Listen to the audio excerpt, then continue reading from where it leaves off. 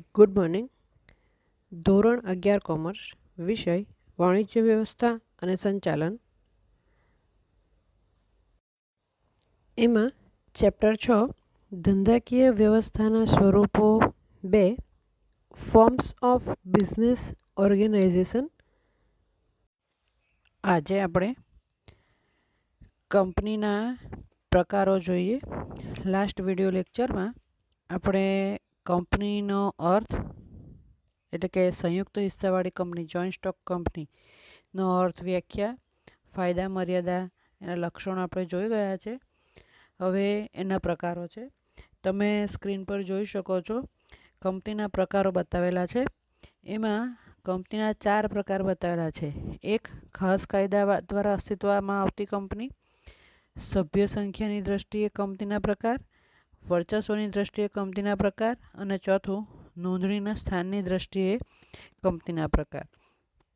હવે ખાસ કાયદા દ્વારા અસ્તિત્વમાં આવતી કંપનીના પાછા બીજા કોઈ પ્રકાર નથી બતાવ્યા, પણ સભ્ય સંખ્યાની દ્રષ્ટિએ કંપનીના પ્રકારમાં સભ્યની સંખ્યા કેટલી હોવી જોઈએ, તો એના આધારે કંપનીના પ્રકાર બતાવેલા છે 3: જાહેર કંપની, ખાનગી કંપની અને ત્રીજું છે એક વ્યક્તિની કંપની.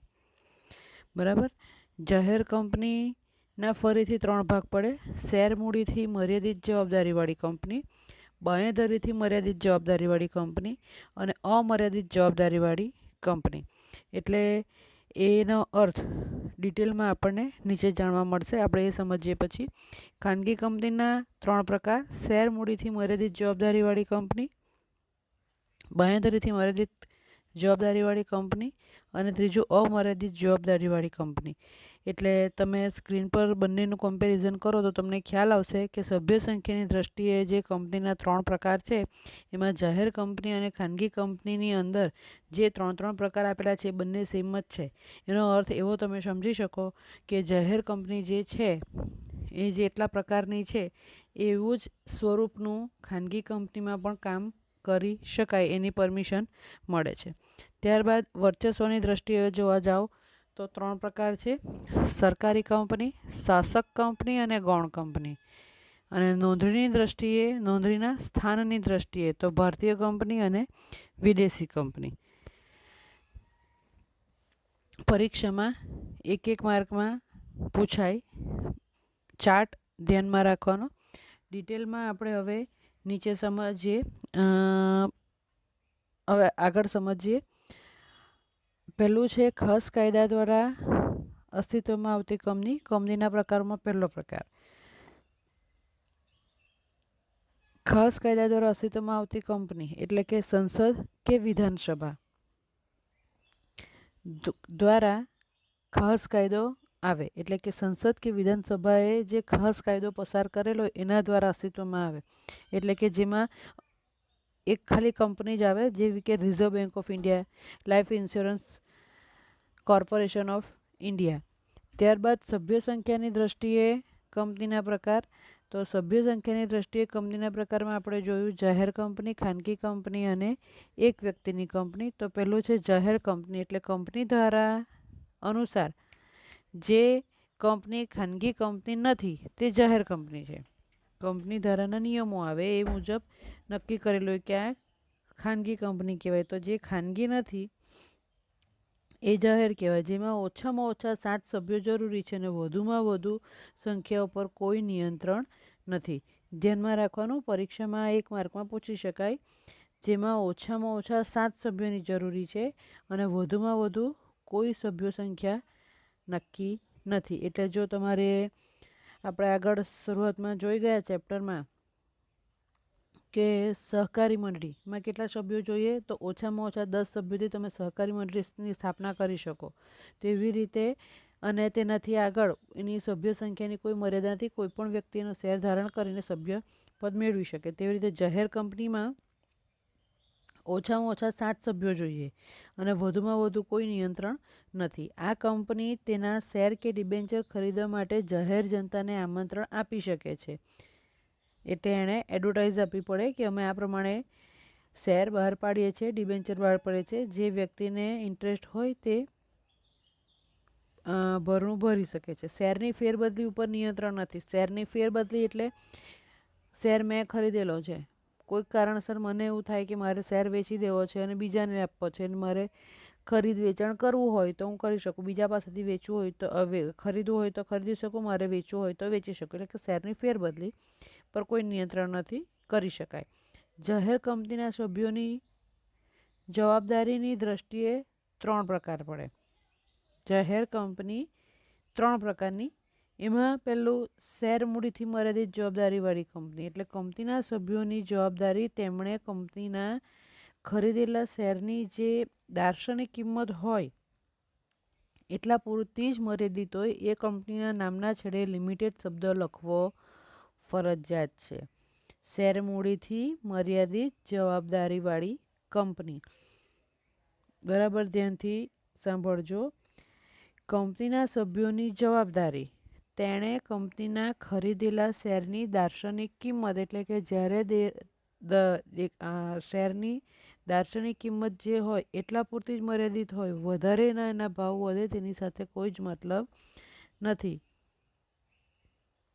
એટલે કે જ્યારે કંપનીનો શેર બહાર પડેલો ત્યારે એની જે શરૂઆતમાં કિંમત હતી એ કિંમત પૂરતી જ એમની જવાબદારી હોય. પછી 5 વર્ષ પછી, 50 વર્ષ પછી એ કંપનીના શેર ભાવ વધી ગયેલા હોય અને તમે હજી સભ્યપદ ચાલુ રાખ્યું હોય તો પણ એની સાથે કોઈ મતલબ નથી. કોઈ કારણસર એ કંપની ફડચામાં જાય તો પણ આપણી દાર્શનિક કિંમત, એટલે આપણે જે ખરીદેલી હતી, જે ભાવે શેર ખરીદેલા હતા એ ભાવ પૂરતી રકમની જ આપણી જવાબદારી થાય અને તેના નામના છેડે લિમિટેડ શબ્દ લખવો પડે. મર્યાદિત છે એટલે ધ્યાન રાખવાનું, મર્યાદિત જવાબદારીવાળી કંપની તેની લિમિટેડ મર્યાદા છે. બીજું છે બાંહેધરીથી મર્યાદિત જવાબદારીવાળી કંપની.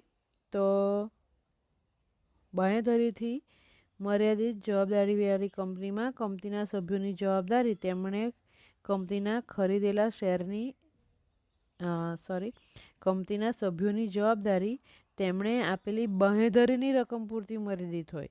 કંપનીના વિસર્જનના સંજોગોમાં સભ્યોએ આપેલી બાંહેધરીની રકમ ચૂકવવી પડે. એટલે તમારે બાંહેધરી કેટલા શેરની આપી છે, તમે વધારે રકમની આપી છે કે દાર્શનિક કિંમતની આપી છે, એ જેટલી તમે બાંહેધરી આપી હોય એ મુજબની તમારી જવાબદારી બને. જો કંપનીનું વિસર્જન થાય તો તમારે એટલા રૂપિયા ચૂકવવા પડે. પછી છે અમર્યાદિત જવાબદારીવાળી કંપની. તો આ પ્રકારની કંપનીના સભ્યોની જવાબદારી અમર્યાદિત હોય છે. કંપનીની મિલકત કરતાં દેવા વધી જાય તો સભ્યો અંગત રીતે જવાબદાર બને છે. કંપનીના વિસર્જનના સંજોગોમાં સભ્યોએ તેમની અંગત મિલકતોમાંથી હિસ્સો આપવો પડે, કારણ કે એમની જવાબદારી અમર્યાદિત છે. એટલે અમર્યાદિત એટલે કે જેનું કોઈ માપ નથી, મર્યાદા નથી. એટલે જો કંપનીને દેવું વધી જાય, જેટલી તમારી મિલકત છે ઇન્કમ કરતાં દેવુંમાં સમજ પડે જ બધાને, એટલે જો દેવા વધી જાય અને જો દેવું ચૂકવાનો વારો આવે તો વ્યક્તિ કે જે જવાબદાર સભ્ય છે એમણે પોતાની અંગત મિલકતનો પણ ઉપયોગ કરીને દેવું ચૂકતે કરવું પડે. એવું જરૂરી નથી કોણે કેટલા લાવવાના, એ જે પ્રમાણે નક્કી થયેલું હોય તે પ્રમાણે. પણ જો તમારી કંપની અમર્યાદિત જવાબદારીવાળી હોય તો તમારે સભ્યએ અંગત રીતે દેવા ચૂકવવાની તૈયારી પણ બતાવવી પડે. એનો વિસર્જનના સંજોગોમાં પોતાની મિલકતો વેચવાનો વારો પણ આવી શકે અને તેમાંથી પણ હિસ્સો આપવો પડે. ત્યારબાદ છે ખાનગી કંપની. તો ખાનગી કંપનીમાં પણ આ જ પ્રમાણના 3 પ્રકાર છે, પણ કંઈક તો ફરક હશે. તો શું ફરક છે એ જોઈએ. તો પહેલાં ખાનગી કંપની એટલે કેવી, તો જે ખાનગી નથી એ જાહેર કહેવાય. તો ખાનગી કોને કહેવાય, તો એવી કંપની કે જેના સભ્યોની સંખ્યા ઓછામાં ઓછી 2 અને વધુમાં વધુ 200 સુધી મર્યાદિત હોય. જાહેર કંપનીની સભ્ય સંખ્યા ઓછામાં ઓછી 7 અને વધુમાં વધુ કોઈ લિમિટ નથી. તેવી રીતે ખાનગી કંપનીમાં ઓછામાં ઓછા 2 સભ્યો તો જોઈએ જ. 2 સભ્યો ભેગા થઈને કંપનીનું સ્વરૂપ સ્થાપી શકે ત્યારે આપણે એને એવું કહી શકીએ કદાચ એ સહકારી મંડળી છે, ધીમે ધીમે જતાં આગળ વધી શકે. ઓછામાં ઓછા 2 સભ્યો અને વધુમાં વધુ એની સભ્ય સંખ્યા 200 સુધીની છે. એનાથી વધારે સભ્યોને અહીંયા આવી શકે નહીં. ખાનગી કંપનીના શેરની ફેરબદલી ઉપર નિયંત્રણ હોય તમે એમ જ ખરીદ વેચાણ કરી શકો નહીં. જાહેર જનતાને તેના શેર કે ડિબેન્ચર ખરીદવાનું આમંત્રણ આપી શકતી નથી. ખાનગી કંપનીના સભ્યોની જવાબદારીની દ્રષ્ટિએ 3 પ્રકાર પડે. ધ્યાન રાખવાનું, એની સભ્ય સંખ્યા 2 થી 200, શેરની ફેરબદલી પર નિયંત્રણ હોય, કાયદા અનુસાર જ ફેરબદલી કરવી પડે, ગમે ત્યારે તમે ખરીદ વેચાણ નહીં કરી શકો, ગમે તેને નહીં કરી શકો. અને જાહેર જનતા ને તેના શેર કે ડિબેન્ચર ખરીદવા માટે પેલા જાહેર કંપની વિજ્ઞાપન પત્ર આપી શકે, જ્યારે અહીંયા ખાનગી કંપની વિજ્ઞાપન પત્ર એટલે કે જાહેરાત આપીને આમંત્રણ આપી શકતી નથી. એના 3 પ્રકાર.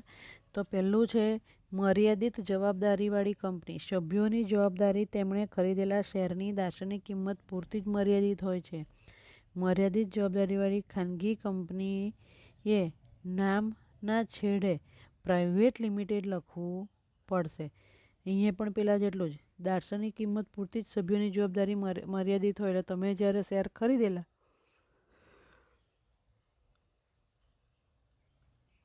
ત્યારે શેરની જે કિંમત હતી, જો વિસર્જન થાય તો તમારે એટલી કિંમત પૂરતી જ તમારી મર્યાદા જવાબદારી થાય. એનાથી વધારે કિંમત વધી ગયેલી હોય તો પણ તમારી એટલી ચૂકવવાની થતી નથી. અને બીજી વસ્તુ ધ્યાનમાં રાખવાની કે એના નામના છેડે પ્રાઇવેટ લિમિટેડ લાગે. બીજું, બાંહેધરીથી મર્યાદિત જવાબદારીવાળી કંપની. તો કંપનીના સભ્યોની જવાબદારી તેમણે આપેલી બાંહેધરીની રકમ પૂરતી જ મર્યાદિત હોય. વિસર્જનના સંજોગોમાં સભ્યએ આપેલ બાંહેધરીની રકમ ચૂકવવી પડે. કંપનીએ નામના છેડે પ્રાઇવેટ શબ્દ લખવો પડશે. સેમ પેલા જેટલું જ, પણ પેલામાં ધ્યાનમાં રાખવાનું કે મર્યાદિત જવાબદારીવાળી કંપની હોય તો જાહેર કંપનીએ પાછળ લિમિટેડ શબ્દ લખવો પડે. લિમિટેડ જવાબદારી છે એટલે. જ્યારે મર્યાદિત જવાબદારીવાળી ખાનગી કંપની હોય તો તેણે પણ લિમિટેડ, પણ પ્રાઇવેટ લિમિટેડ એટલે ખાનગી છે એવું બતાવવું પડે, પ્રાઇવેટ છે એવું જણાવવું પડે. બાંહેધરીથી મર્યાદિત જવાબદારીવાળી કંપની. જાહેર કંપનીમાં પણ જેટલી બાંહેધરી તમે નક્કી કરી હોય કે હું આટલી ચૂકવીશ તો એટલા જ તમારે ચૂકવવાના થાય વિસર્જન વખતે. ખાનગી કંપનીમાં પણ સેમ એવું જ હશે, પણ ખાનગી કંપનીએ પાછળ પ્રાઇવેટ શબ્દ લખવો પડે. પછી છે અમર્યાદિત જવાબદારીવાળી કંપની. એટલે તેની અંદર આપણે વાત કરી જાહેર કંપનીના સભ્યોએ જો કંપની ફડચામાં જાય, વિસર્જન થાય તો એણે પોતાની અંગત મિલકતમાંથી પણ દેવું ચૂકતે કરવું પડે. તો અહીંયા કંપનીના સભ્યોની જવાબદારી અમર્યાદિત હોય ખાનગી કંપનીમાં પણ. એટલે કંપનીની મિલકતો કરતાં જો દેવું વધી જાય તો સભ્યોએ અંગત રીતે જવાબદાર હોય. કંપનીના વિસર્જનના સંજોગોમાં સભ્યોએ તેમની અંગત મિલકતોમાંથી હિસ્સો આપવો પડે અને તેના નામના છેડે પ્રાઇવેટ શબ્દ લખાય. એટલે સેમ પેલા જેવું છે. જેમ જાહેર કંપનીના 3 ભાગ પડે, મર્યાદિત જવાબદારીવાળી કંપની, ખાનગીમાં પણ મર્યાદિત જવાબદારીવાળી કંપની. પેલામાં લિમિટેડ લખવું પડે જાહેરમાં, અને ખાનગી કંપનીએ પ્રાઇવેટ લિમિટેડ લખવું પડે. બાંહેધરીથી મર્યાદિત જવાબદારીમાં તમે જેટલી બાંહેધરી આપેલી હોય એટલી બાંહેધરીના પૈસા તમારે ચૂકવવા પડે બંનેમાં. પણ બંને ખાનગીવાળાએ પ્રાઇવેટ શબ્દ લખવો પડે. અને અમર્યાદિત જવાબદારીવાળી કંપનીમાં જો દેવું થાય તો સભ્યોએ પોતાની અંગત મિલકત વેચીને પણ દેવું ચૂકતે કરવું પડે અને તેણે પાછળ પ્રાઇવેટ કંપનીએ પ્રાઇવેટ શબ્દ લખવાનો છે. બસ એટલો જ ફરક છે. પછી છે એક વ્યક્તિની કંપની. આપણે સભ્ય સંખ્યાની વાત કરી તો તેમાં એક વ્યક્તિની કંપની પણ આવે.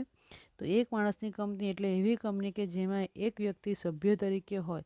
એક વ્યક્તિની એટલે કે ખાનગી કંપનીના સંચાલક હોય તેવા એક સભ્ય સાથે કરાર કરી શકે. એક વ્યક્તિની કંપનીમાં આવી વ્યક્તિની લેખિત સંમતિ જરૂરી છે અને કંપનીની નોંધણી વખતે આવેદનપત્ર અને નિયમનપત્ર કંપની રજિસ્ટ્રાર સમક્ષ રજૂ કરવું પડશે. એક વ્યક્તિની કંપનીની રચનાની જોગવાઈ 1956ના કંપની ધારામાં નહીં હતી, પરંતુ 2013ના કંપની ધારાના અનુસાર એની જોગવાઈ કરવામાં આપેલી છે. અને તે મુજબ ખાનગી કંપની એક વ્યક્તિની કંપની હોઈ શકે. એટલે એક વ્યક્તિ પણ ખાનગી કંપનીની સ્થાપના કરી શકશે. ત્યારબાદ છે વર્ચસ્વની દ્રષ્ટિએ.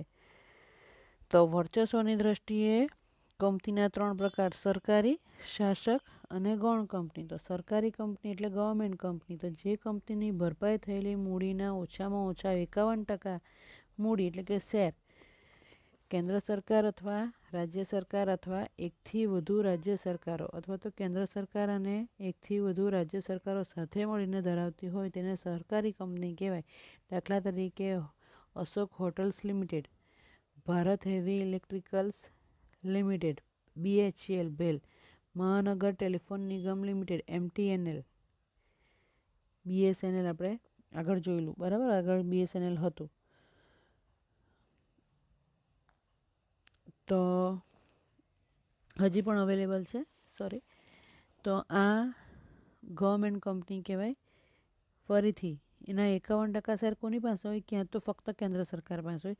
સાદી ભાષામાં સરકાર પાસે હોય, કેન્દ્ર સરકાર કે રાજ્ય સરકાર થતો બેથી બે ભેગા હોય. ક્યાં તો કેન્દ્ર સરકાર પાસે હોય, ક્યાં તો ફક્ત રાજ્ય સરકાર પાસે હોય 51% શેર, ક્યાં તો એકથી વધારે રાજ્ય સરકારો પાસે એટલે 2-3 રાજ્યો ભેગા થઈને એમની પાસે હોય, અથવા તો કેન્દ્ર સરકાર અને એકથી વધારે રાજ્ય સરકારો સાથે મળીને ધરાવતી હોય તો એ સરકારી કંપની કહેવાય. ને તેના નામ આપેલા છે બુકમાં તમને.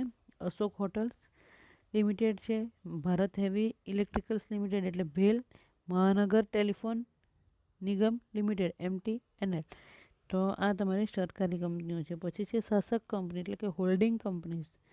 તો એક કંપની બીજી કંપનીના 50% કરતાં વધુ શેર ધરાવતી હોય અને કંપનીના બહુમતી સંચાલકોની નિમણૂકનો અધિકાર ધરાવતી હોય તો તેને શાસક કંપની કહેવાય. એટલે કે તે શાસન કરે છે.